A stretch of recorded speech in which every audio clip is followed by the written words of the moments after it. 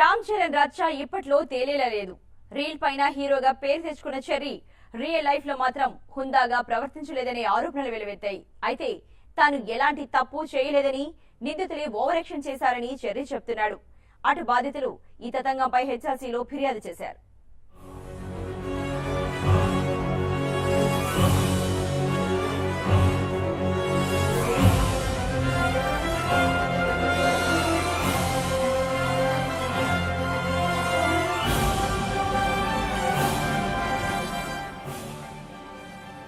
Jubilee hills traffic signal దగ్గర hero Ram Charan security guards ఇద్దరు software ఇంజనీర్లను కొట్టిన ఘటనపై రచ్చ కొనసాగుతూనే ఉంది.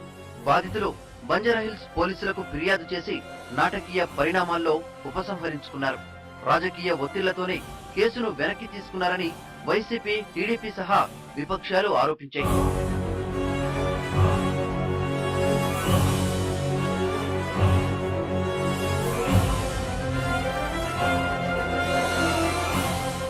అయితే తొలిసారిగా ఈ ఘటనపై రామ్ చరణ్ స్పందించారు. తన సెక్యూరిటీ గార్డ్స్ చేతిలో దెబ్బలు తిన్న ఇద్దరు సాఫ్ట్వేర్ ఇంజనీర్లు తనకు క్షమాపణ చెప్పారన్నారు.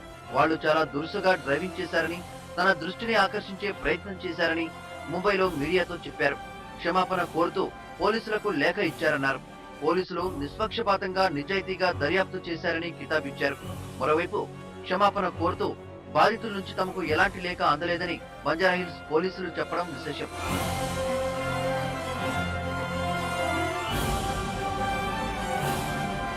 అటు నడి రోడ్డులో సాఫ్ట్ ఉద్యోగులపై దాడి చేసిన వ్యవహారంలో హీరో రామ్ చరణ్ పై చర్యలు తీసుకోవాలని రాష్ట్ర మానవ హక్కుల సంఘానికి ఫిర్యాదు అందింది.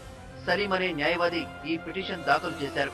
ఈ వ్యవహారంపై జూన్ 18లోగా వివరణ ఇవ్వాలని నగర పోలీస్ కమిషనర్ ను హెచ్ఆర్సీ ఆదేశించింది. నిన్న కమిషనర్ కి రిప్రజెంట్ చేస్తే ఆయన కూడా ఇంత రెస్పాన్స్ రాలేదు, ఏమి కేసు బుగ్గాలేదు.